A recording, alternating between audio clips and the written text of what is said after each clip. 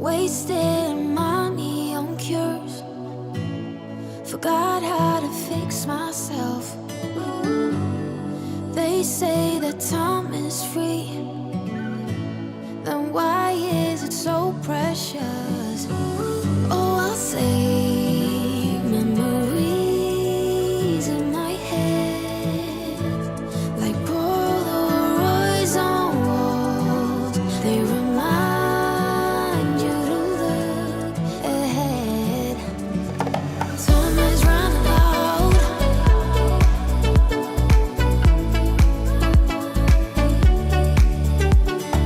Time is running out.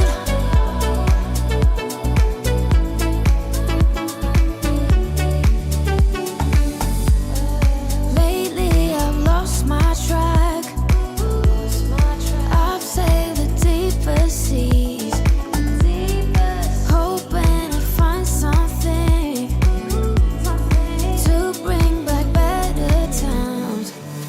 Oh, I'll save memories in my head, like Polaroids on walls. They remind you to look ahead.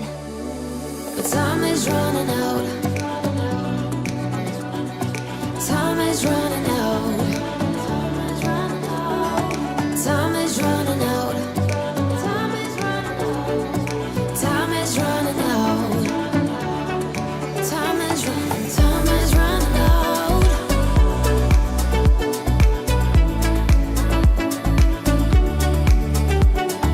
Time is running out.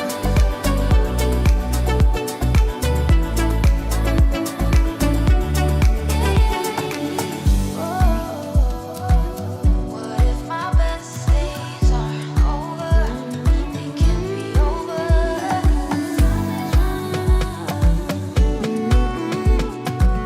They can't be over now. Time is running out. What if my best days are over? They can't be over now. Time is running out.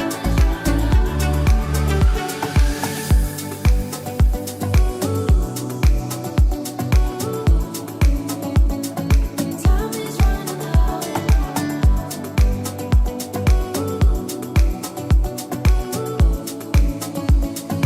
Time is running out. Well, good morning. Welcome, everybody. Welcome to the 2024-25 series. The Tutor 2 Economics Division live streams are back.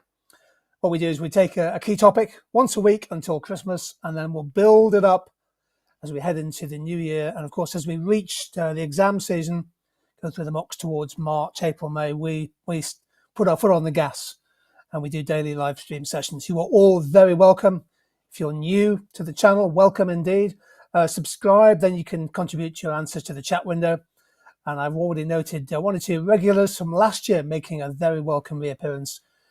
Great to see you too. We had an amazing community of students last year. Sensational results, and just the real spirit and positivity as we try to build towards those important papers. So one topic a week on a Tuesday, 11 o'clock is our regular slot. Obviously we record it so you can watch on replay. Let's make a start. So today we're going to be thinking about market dynamics. We've got three little topic areas for you, but here are four multiple choice questions to start with. Chart shows information on the quarterly percentage change in house prices in Australia from 2016 through to the beginning of 2019. Now, from the chart, what can you conclude over the period shown? Increasingly, of course, now in multiple choice papers, you're going to get data charts which you have to interpret. So what do we think? Quite a few of our regulars have come today and obviously anticipating becoming undergraduate economists, undergraduate students in the next few days and weeks. Good luck wherever you happen to be going. So what do we think here? Post the answer in the chat when if you get a chance. What do we think is the right answer to question number one? House price changes its quarterly percentage change in average house prices. So what do we think? The answer is coming through. There does seem to be a change in dynamic in the market. prices rising in 2016 but falling in 2018, 2019. What do we think? Okay, so the right answer coming up on the screen is coming up now. It's C. So they were the highest in the fourth quarter of 2014. They rose by 1% in that quarter, but thereafter they fell for 5 successive quarters. So the percentage change becomes negative. As a result, the price level must have been falling. Let's try question number 2. Across Europe, milk prices rose by 50% in 2021. And the question is, what was most likely to have caused this price increase? So if you're with us on the live stream, do have a go at the question, post an answer in the chat and see if you can get it right. We won't criticize you if you get it wrong, but just do have a go. What do we think here? 50% rise in milk prices over the period. What was the most likely increase in the price of milk? What do we think?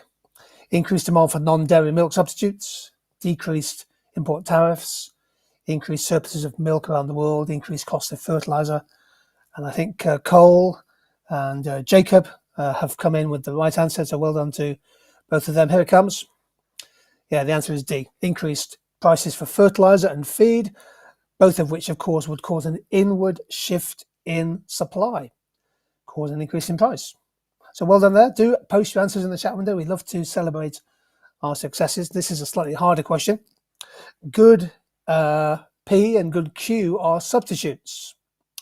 There's a decrease in supply of good P because of a shortage of materials. Which row describes what will happen to demand for good P and good Q? What do we think here? So a decrease in the supply of good P because of shortage of materials, presumably that drove up the price. Which row describes what will happen to demand? And this is a nice little test of understanding the difference between an inward change or an outward change or a contraction or extension. So what do we think here? A couple of people here saying they think it could be C, a shift to the left in demand for good P and a shift to the left in demand for good Q. Do post the answers in chat if you want to have a go. A couple of people saying A, which is good. Let's try and see what the right answer is.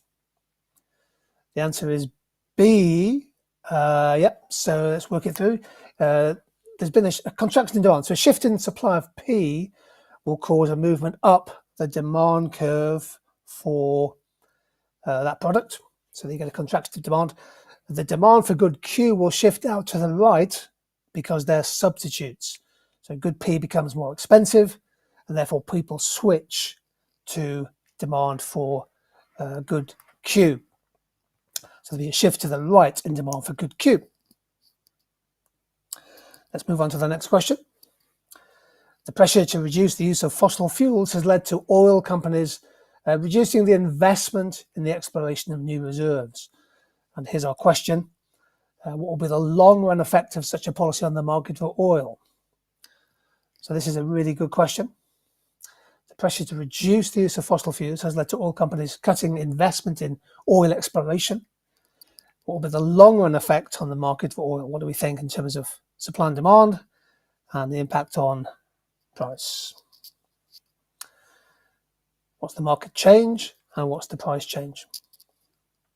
Thank you to those people who are posting answers in the chat window. If you're watching on catch up, just press that pause button, have a look at the question, give yourself a little bit more time, and then we'll walk through the answer together. Well, here's the correct answer. The answer is, in fact, C. If there's less investment in new reserves, we're going to discover less reserves. Therefore, we expect the supply of oil to shift to the left in the long run because there's just less investment in exploration. And if the supply of oil shifts to the left, other things being the same, that will drive the price up. So hopefully the explanation makes sense. Okay, well done, everybody. Let's look at three in our time together. We had 10 or 15 minutes together today. I want to look at three markets, and hopefully you can find these useful application. So the first one is the market for oil. Crude prices have been turbulent, volatile prices. At the moment, they're at the lowest level since June of 2023. OPEC hesitant to increase production despite plans to add 100 barrels per day to production. They've delayed an increase in production. Demand in China is falling, and China is the world's biggest importer of crude oil. And we're told that their rapid shift to EVs has led to a slowdown in oil consumption, lowering the demand for traditional fossil fuels. So there's your little bit of background on the oil industry. Here's my first question. If you do have a chance, please write this down. What do you think the main role is of OPEC? Have a go, 60 seconds.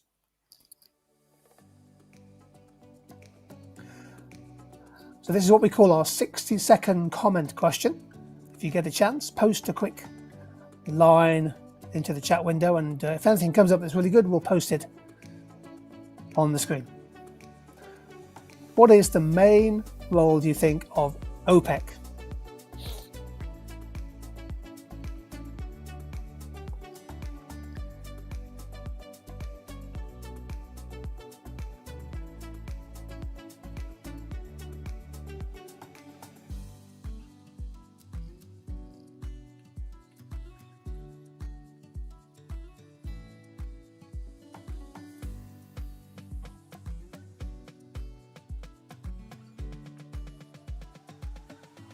I'll talk in a second about what OPEC Plus is, but do have a go, post your answer.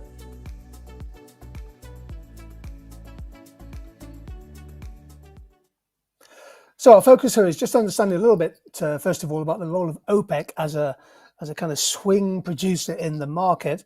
Here's my answer. The main role of OPEC, by the way, it's now called OPEC Plus.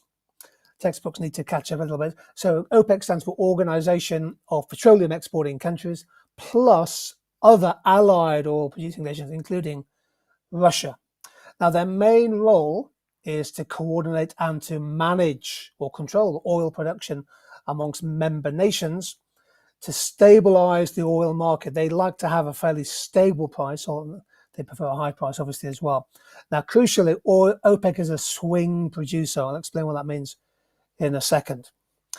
How do they control the market? Well, they agree, hopefully, on collective production quotas, limits on production of oil, and they adjust these quotas up or down in response to changing demand for oil and supply dynamics. Here's a chart showing OPEC.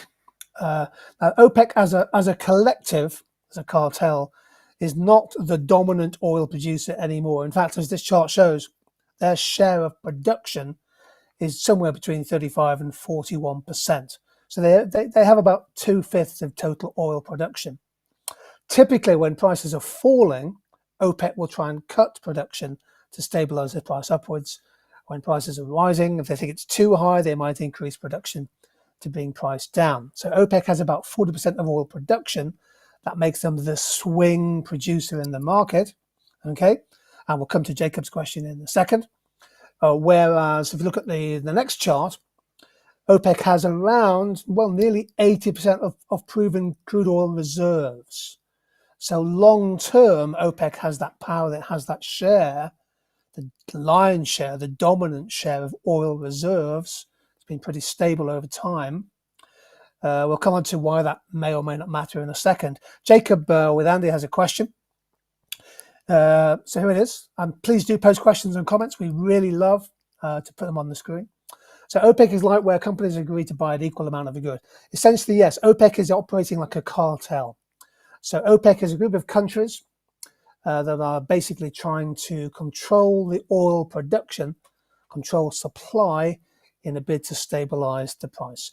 It's very hard to do that, of course, because individual countries may have different objectives and different motivations. So thanks for that question. Now, of course, OPEC's control of the market is dictated in part by what's happening in other markets.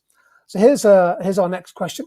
Can you possibly jot me 2 reasons why changing demand for EVs could have an impact on global oil prices? What do we think? Have a go at this one. 60 seconds.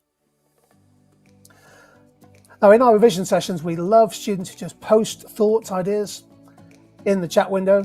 Don't be afraid, have a go, because it's all about the collective here, our student community. We become amazing economists over the course of a year. Welcome back to the Snack Bandit, who is about to take up a brilliant degree course at LSE. What do we think? 2 reasons why changing demand for EVs impacts on global oil prices. I'm sure we can rely upon the Snack Bandit to come up with a great point.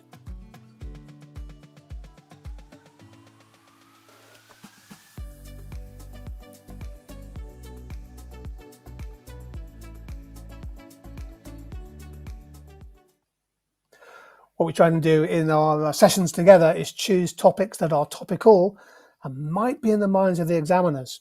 This is a really good example here. The EV industry will have an impact on the global oil sector. Okay. What do we think here?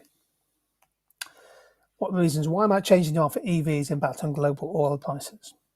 Well, here are my 2 suggestions, and there's more than one answer, of course. One is the impact on fuel consumption. Okay, so traditional ICE, internal combustion engines, obviously run on petrol or diesel. You can have hybrids, of course, with both petrol and electric. But the demand for ICE vehicles is largely derived from crude oil. But as people switch towards EVs, demand for petrol and diesel will decrease. So the global demand for crude oil will go down across different types of vehicles, from vans to lorries to cars, and therefore you'd expect a fall in global crude oil prices. So whilst OPEC might have 80% of the market, they don't necessarily have 80% of all the potential profits, because the prices may be coming down. And as we mentioned in the extracts, as the penetration, as the usage of EVs goes up, oil producers might expect more demand to go down. So therefore they invest less in oil exploration and production, and that affects the supply side of the market. So keep an eye on the links between the oil industry and what's happening in the market for e-vehicles. Super important. Let's look at our second example today. Let's move to the market for olive oil. Now, here's our data. Again, we try and show you in these sessions charts, extracts, which could be the basis for an exam question. Okay. And we're told that the price of olive oil has been soaring in the UK, 42% increase in 1 year. And the chart looks at Italy. You can see what's happened there. The price of olive oil has essentially doubled in the space of just a couple of years. And one of the big reasons, of course, is that the price of the production of olive oil has been collapsing. Spain, which typically produces 40% of all the world's olives, has suffered many years of drought, decimating yields and causing the harvest to plummet from 1.5 million metric tons in 2022 to only 666,000 tons in 2023. So there's your context. Here's my question for you. Can you give me 2 factors that might have contributed to the recent spike in olive oil prices? Do have a go.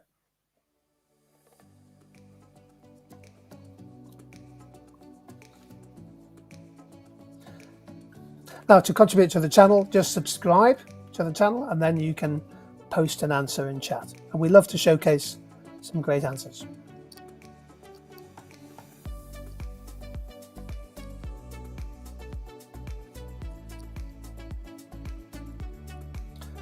So what are the underlying dynamic factors in the market causing the price of olive oil to surge so much?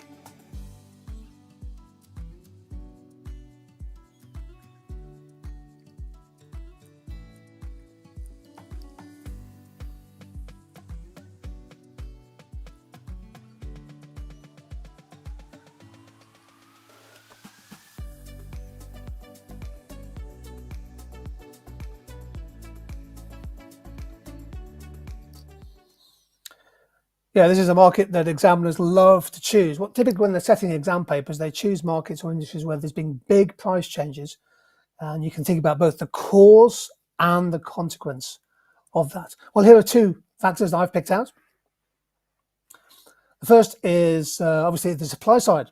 Okay, so there's been the impact of years of extreme weather in Spain, droughts, heat waves that have cut yields. Yield is the output we get from a given input.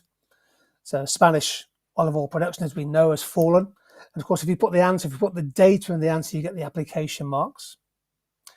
This reduction in supply has caused prices to surge as demand remains high. So there's been a supply side factor.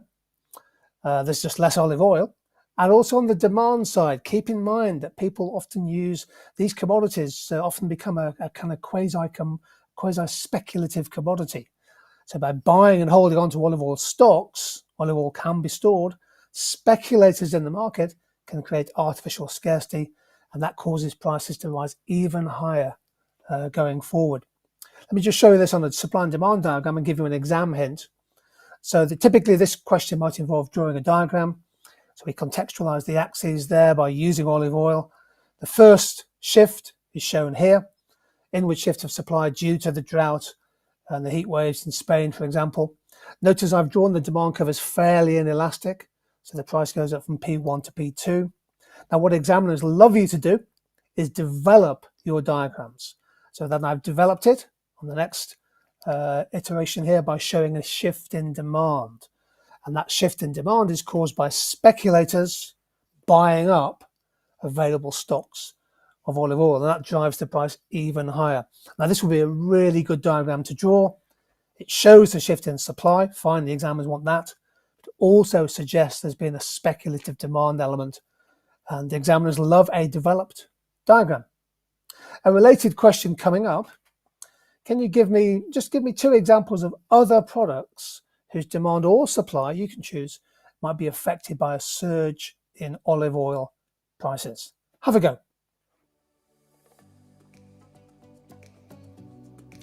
So this is a question about interrelated markets. The price of olive oil has gone up. Can you think of any other products whose demand or supply could be affected by that surge in price?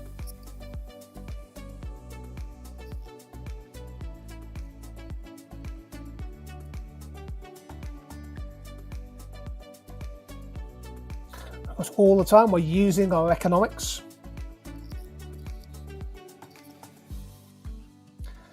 Jacob with Andy suggesting that the price of olive oil going up could impact on the demand for supply of bread. Really good application there. Well done, thank you.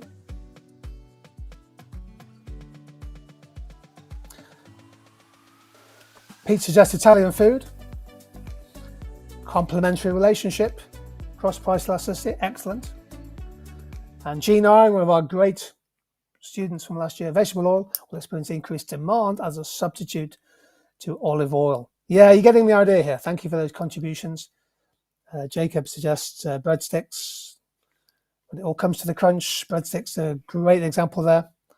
Mediterranean foods. Yeah, so there's both demand and supply side effects. Here are my two answers coming up on the screen. G9 had it beautifully there, that there's going to be a change in demand for other edible oils. So as price of olive oil goes up, consumers might switch, depends on the cross-price elasticity of demand, to alternatives: sunflower, vegetable, coconut oils, other products, rapeseed oil, for example. That increases their demand because there is a positive cross-price elasticity. And on the supply side, any processed food which uses olive oil as an ingredient, salad dressing, some packaged snacks, their variable costs will go up if you've done that as a concept, and other things being the same, that will cause an inward shift of supply. Okay? G9 saying that she's just answered for old time's sake. It's good to get back into the rhythm of being an outstanding economist. So a change in the price of olive oil can affect both the demand for substitutes and have a supply side effect on the demand for products that use olive oil as an input. Well done on that. Last topic today before we finish is to look at something super topical.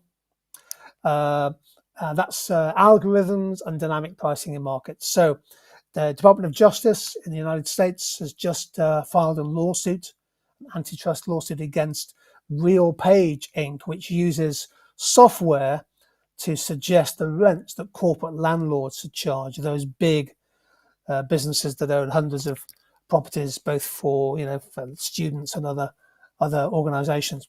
And of course, in the news last week, the surge pricing used by Ticketmaster for the Oasis ticket auction, if you like, or the fact that people who had to wait in queue, and by the time they got to the front of the queue, if they did, the price had jumped in price.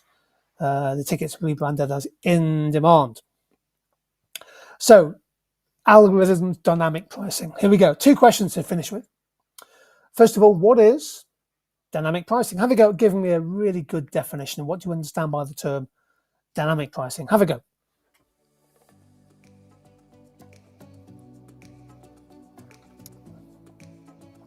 And this is a super important topic. If you're writing about dynamic pricing in the exam, you'll be in great shape for your papers.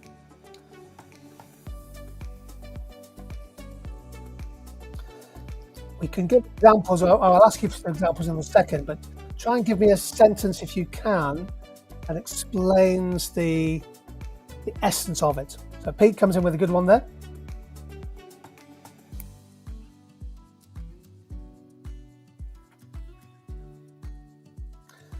Price changes with demand to maximize profit.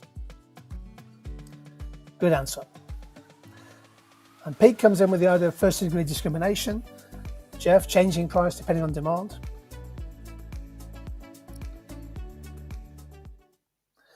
And Kieran has a really good answer, showing that little bit of extra depth, which is superb.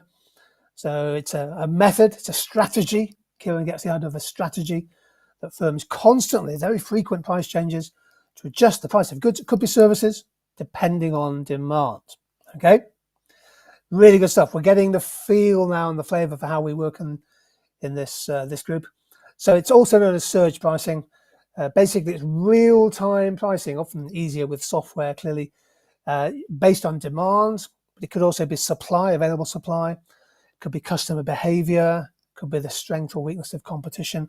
A whole series of metrics can be built into the use of advanced algorithms, machine learning, data analytics, used to predict demand patterns, and then what they think is an optimal revenue maximizing price.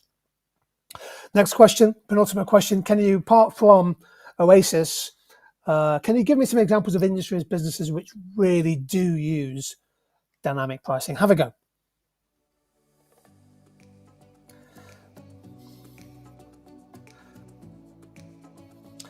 What we're doing here, we're choosing topical issues, testing our economics, building our application as we go. Uber Eats, yes. Food delivery services do use dynamic pricing. And Geoff also suggesting that Epic Games uses it. I'll have to research that. It's interesting.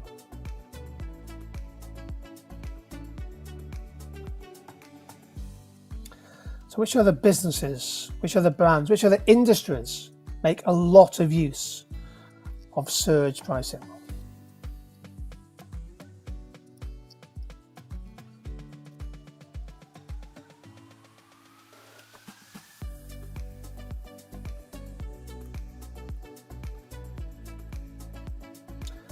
A few people are hinting that supermarkets are maybe moving towards it. They've been reluctant to do that. There's a lot of consumer kickback. People suggesting some fast food places, Wendy's perhaps.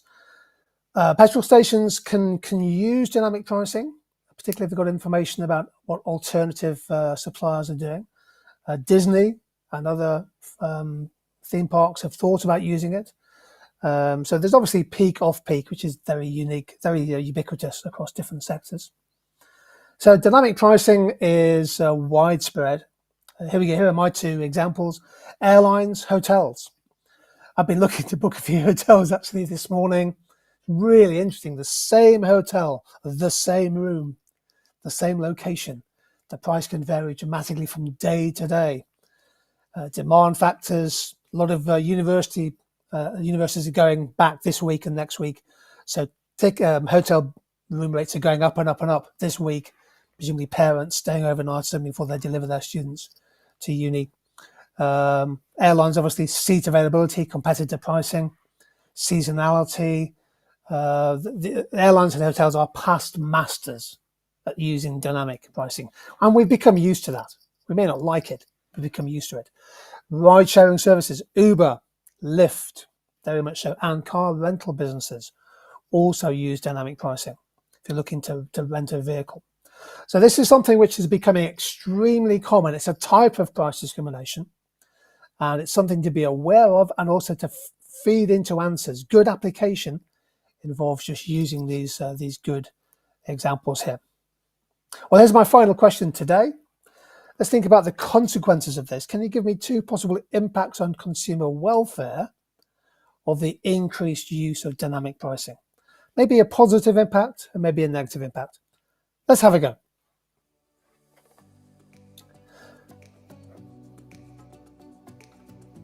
So is dynamic pricing good or bad for consumers?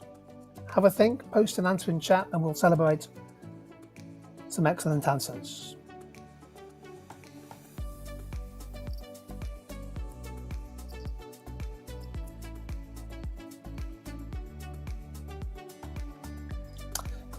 Great answer coming in from Pete, which makes use of the concept of consumer surplus. Examiners, Pete, love students who can bring in those welfare concepts. Obviously, you could use a diagram to support it.